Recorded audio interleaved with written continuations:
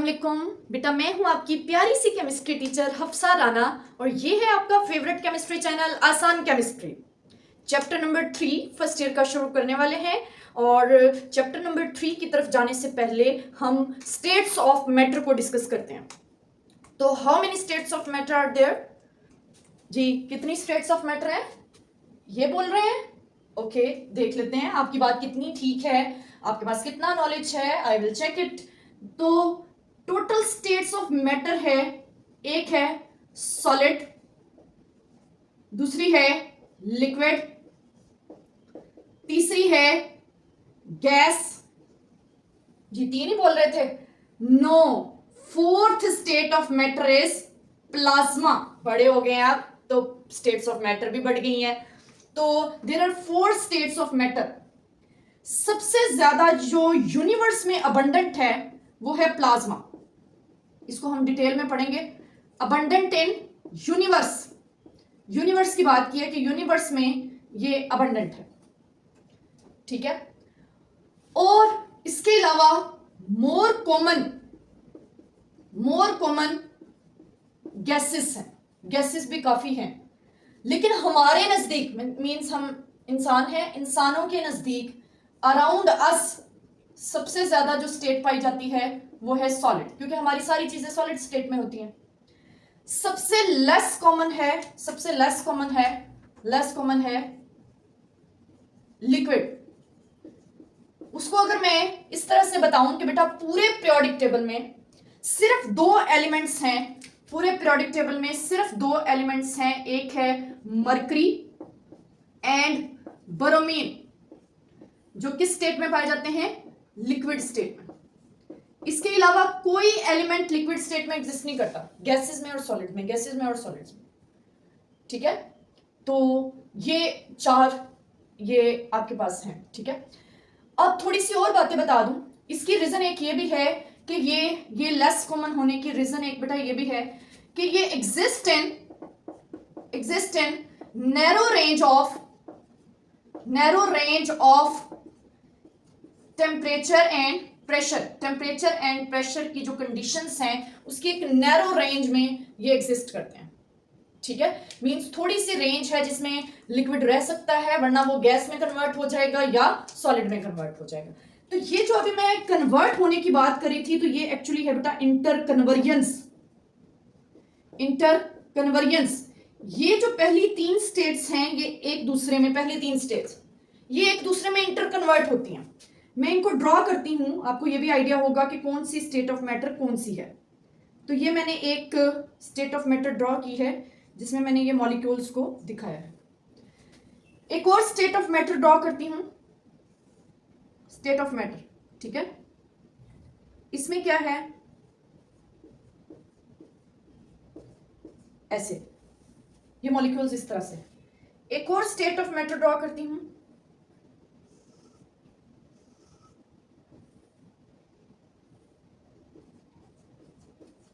वो इस तरह से, उसमें जो पार्टिकल्स हैं वो इस तरह से। जी, पुराने नॉलेज के मुताबिक आपको इतना आइडिया है कि इनमें से कौन सी स्टेट कौन सी है। चलें बताएं, ये कौन सी स्टेट है? यस, जिसमें पार्टिकल्स दूर दूर होते हैं, मॉलिक्यूल्स दूर दूर होते हैं। गैस, जिसमें बेटा करीब होते हैं, थोड़े से गैस की निस्बत थोड़े करीब होते हैं वो लिक्विड, और जिसमें क्लोजली पैक्ड होते हैं वो हो गया सॉलिड। मैंने कहा ये इंटरकन्वर्ट हो सकते हैं। कैसे? गैस लिक्विड में कैसे कन्वर्ट होती है? By liquefaction. इसको हमने स्टडी भी करना है, लिक्विफेक्शन, जॉल थॉमसन इफेक्ट पढ़ेंगे, ठीक है। अब इसके बाद हम देखते हैं लिक्विड जो है वो सॉलिड स्टेट में कन्वर्ट हो सकता है, ठीक है। लिक्विड सॉलिड स्टेट में कन्वर्ट हो सकता है, और उस प्रोसेस को हम क्या कहते हैं? सॉलिडिफिकेशन या फ्रीजिंग। अब बताने का पर्पस ये था कि आप ये देखें कि बेटा गैस को लिक्विड में कन्वर्ट होने के लिए, चलें एक और डिस्कस कर लेते हैं, उससे फिर आपको आइडिया और हो जाएगा। ये सॉलिड लिक्विड में भी जा सकता है और लिक्विड गैस में भी जा सकती है। सॉलिड लिक्विड में जाता है तो सिंपल मेल्टिंग प्रोसेस है, सॉलिड मेल्ट होता है तो लिक्विड स्टेट में चला जाता है। लिक्विड गैस में कैसे जाते हैं? वेपोराइजेशन से वेपर्स बनते हैं, वेपर्स। अब देखिए सॉलिड का लिक्विड में चेंज होना, ठीक है, बहुत इजी है। थोड़ा सा टेम्परेचर मिलेगा तो वो लिक्विड में कन्वर्ट हो जाएगा। लिक्विड को थोड़ा सा टेम्परेचर मिलेगा वो इवेपोरेट कर जाएगा, ठीक है, ये इंटरकन्वर्जेंस है। वहीं बेटा गैस को लिक्विड में करने के लिए वो हमें हाई प्रेशर चाहिए होता है, जिसके बाद एक्सपेंशन करनी होती है तो लिक्विफेक्शन होती है। ये ऑर्डिनरी टेम्परेचर पर नहीं होती है, ऑर्डिनरी टेम्परेचर या प्रेशर पर नहीं हो सकता है। इसी तरह फ्रीजिंग जो है उसके लिए हमें टेम्परेचर को बहुत लो करना पड़ता है तो फ्रीजिंग होती है। ये इंटरकन्वर्जेंस है, मींस कोई स्टेट, इन तीनों में से कोई स्टेट किसी भी स्टेट में कन्वर्ट हो सकती है। और एक हम चैप्टर नंबर 2 में टॉपिक पढ़ के आए हैं जिसमें हमने ये पढ़ा कि गैस जो है वो डायरेक्टली भी सॉलिड में कन्वर्ट हो जाती है बाय, गैस का सॉलिड में कन्वर्ट होना कंडेंसेशन, और सॉलिड का डायरेक्टली गैस में कन्वर्ट होना ये था सब्लिमेशन। ये चीज मैंने आपको बताई थी। तो ये थी बेटा इंटरकन्वर्जेंस इन तीनों स्टेट की, ठीक है। अब हम प्रॉपर्टीज की तरफ चलते हैं। ओके बेटा, हमने जो स्टेट्स ऑफ मैटर पढ़ी उनकी अब प्रॉपर्टीज डिस्कस करते हैं। मैं पहले बता दूं, प्लाज्मा को हम इनके साथ मिक्स करके नहीं पढ़ते, प्लाज्मा को अलग से पढ़ते हैं, ठीक है। तो अभी हम शुरू करते हैं जनरल प्रॉपर्टीज। पहली प्रॉपर्टी जो हम डिस्कस करेंगे बेटा वो है कि शेप कैसी होती है, गैस की शेप कैसी होती है, लिक्विड की शेप कैसी होती है। ओके चलें शेप देख लेते हैं बेटा। गैस के बारे में मैं आपको शेप के बारे में बताती हूं। गैस को बलून में भर दें तो गैस की शेप कौन सी हो जाती है? बलून।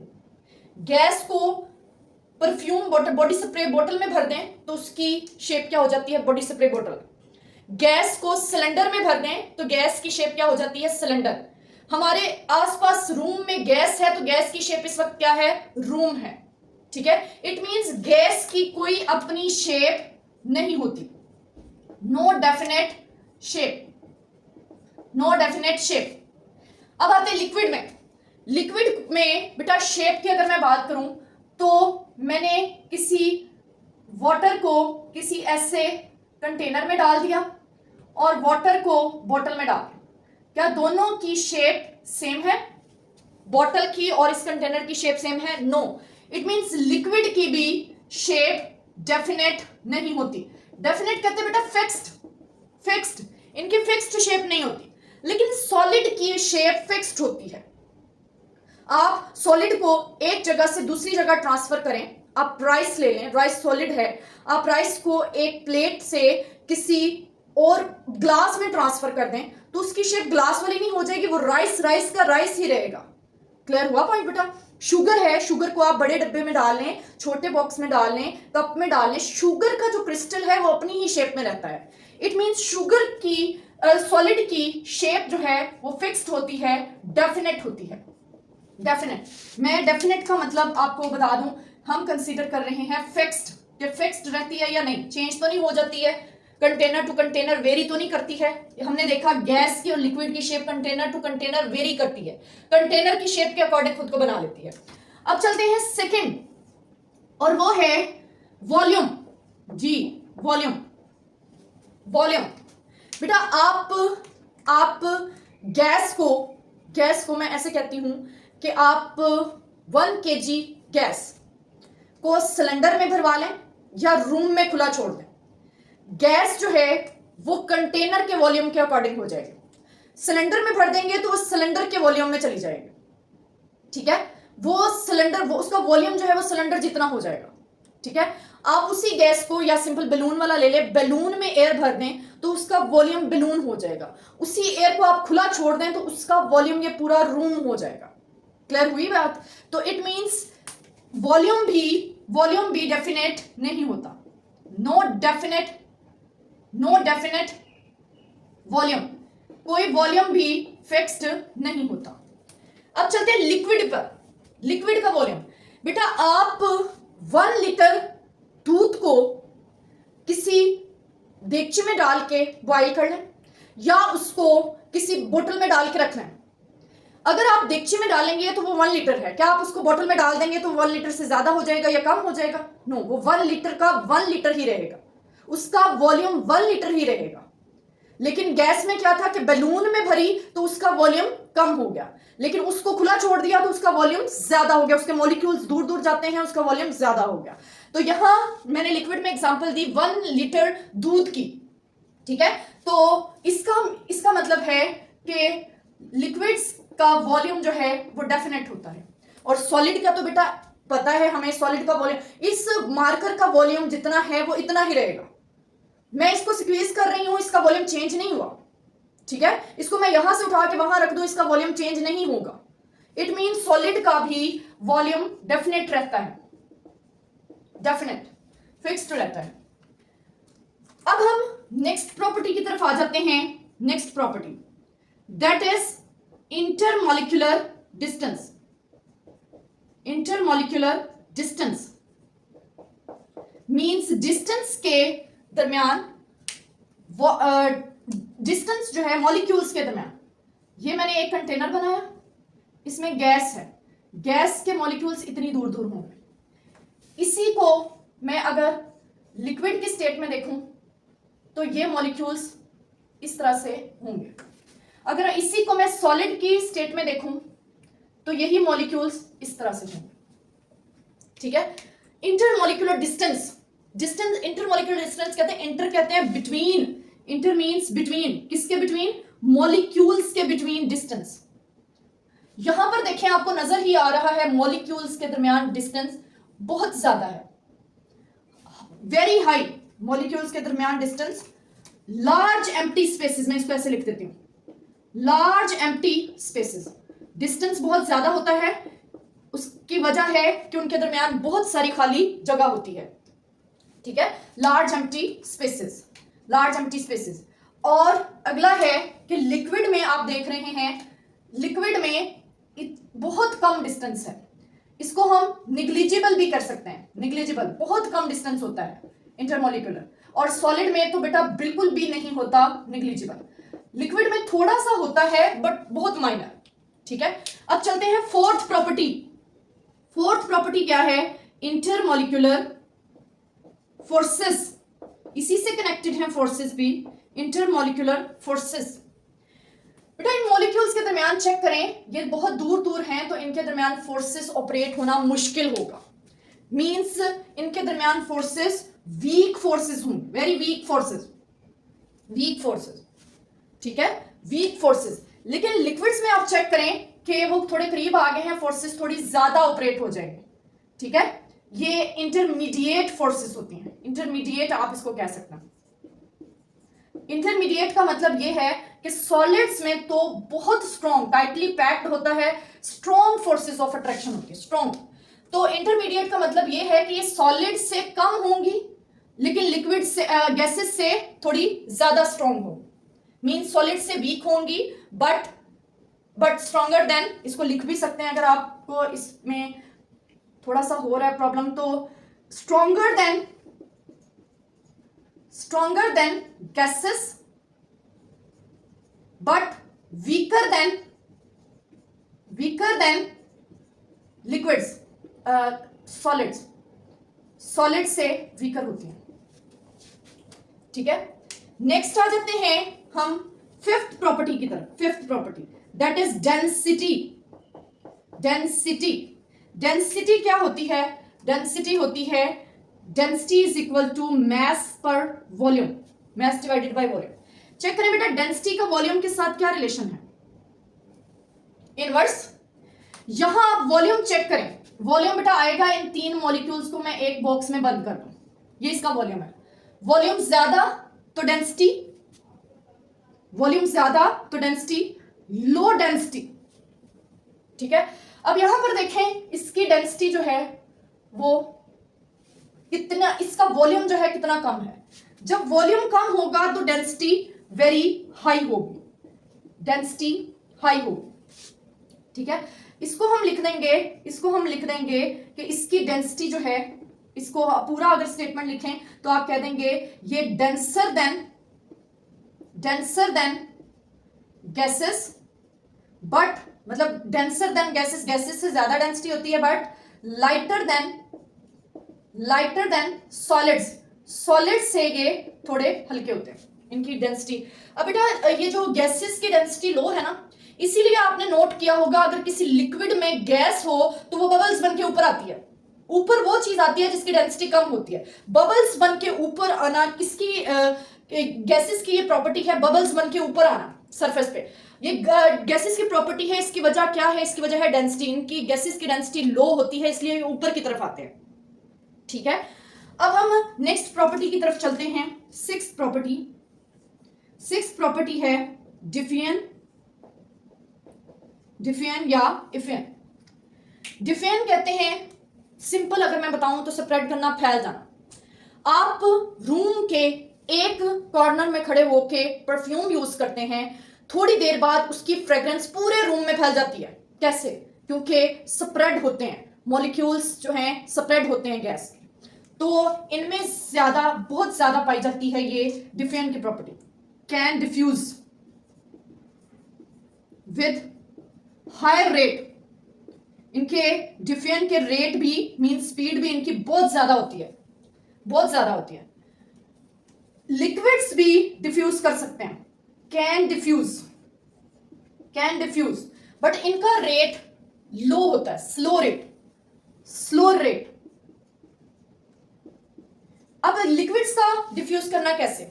आप एक ग्लास ऑफ वाटर ले लें और उसमें आप इंक का एक ड्रॉप डालें। थोड़ी देर बाद वो इंक का ड्रॉप पूरे ग्लास वाटर में फैल चुका होगा।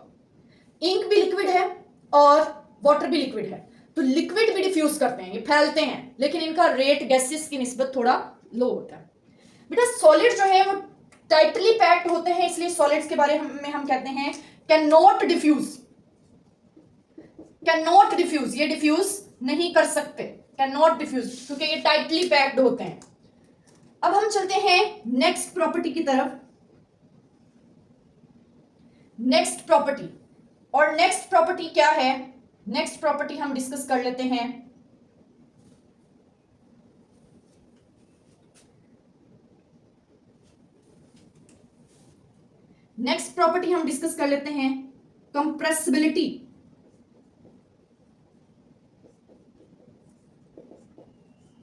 कंप्रेसिबिलिटी। चूंकि बेटा गैसेस में हाई एम्प्टी स्पेसेस होती हैं, हम इसको कंप्रेस करेंगे तो ये बड़े अच्छे से कंप्रेस हो जाएंगे, दब जाएंगे। ठीक है, आपने पिस्टन देखा हुआ है, ये जो टायर में हवा भरते हैं, साइकिल के टायर में, उस पिस्टन को पुश करते हैं, दबाते हैं तो वो नीचे की तरफ दबता है। ठीक है, इसको कंप्रेस करना कहते हैं। तो ये जो है गैसेस हाईली कंप्रेसिबल होते हैं। बेटा लिक्विड्स को कंप्रेस नहीं किया जा सकता, ये इनको हम कांट बी कंप्रेस, या आप इसको कह लें नॉन कंप्रेसिबल। और सॉलिड को भी हम नहीं कर सकते नॉन कंप्रेसिबल। उसकी रीजन एक ही है, इनमें जो मॉलिक्यूल्स जो भी पार्टिकल्स की अरेंजमेंट है वो बहुत ज्यादा टाइटली पैक्ड होती है। अब बेटा ये थी जो हमने कंपैरिजन में प्रॉपर्टीज पढ़ी। अब कुछ प्रॉपर्टीज जो हैं वो सबकी अलग अलग है। जैसे एक प्रॉपर्टी है, 8th प्रॉपर्टी, वो है गैसेस की, और वो क्या है? प्रेशर। हम डिस्कस भी करेंगे प्रेशर क्या होता है। प्रेशर होता है बेटा जब मॉलिक्यूल्स वॉल्स ऑफ कंटेनर के ऊपर टकराते हैं तो वो एक फोर्स एक्सर्ट करते हैं, उस फोर्स को प्रेशर का नाम देते हैं। ठीक है, ये हम डिस्कस भी कर लेते हैं। 9th प्रॉपर्टी है, ये एक्सपैंड करती हैं, गैसेस एक्सपैंड करती हैं, एक्सपेंशन। चार्ल्स लॉ क्या कहता है? चार्ल्स लॉ कहता है volume is directly proportional to temperature. जैसे जैसे टेम्परेचर बढ़ेगा वॉल्यूम भी बढ़ेगा, मींस गैसेस एक्सपैंड करती हैं। ठीक है, नेक्स्ट है प्रेशर। मैंने बता दिया, प्रेशर होता है जब फोर्स लगती है पर यूनिट एरिया। ठीक है, फोर्स लगती है पर यूनिट एरिया, मींस हमने किसी कंटेनर में गैस भरी हुई है, गैस के मॉलिक्यूल्स रैंडम मोशन करते हैं, रैंडम मोशन के वक्त वो वॉल ऑफ कंटेनर पे टकराते हैं और एक फोर्स एक्सर्ट करते हैं, उस फोर्स को हम प्रेशर का नाम देते हैं। जो 10th प्रॉपर्टी है, 10th प्रॉपर्टी कूलिंग इफेक्ट, इसको भी बेटा हम चैप्टर नंबर 3 में ही डिस्कस करेंगे।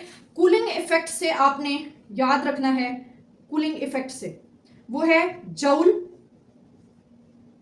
जॉल थॉमसन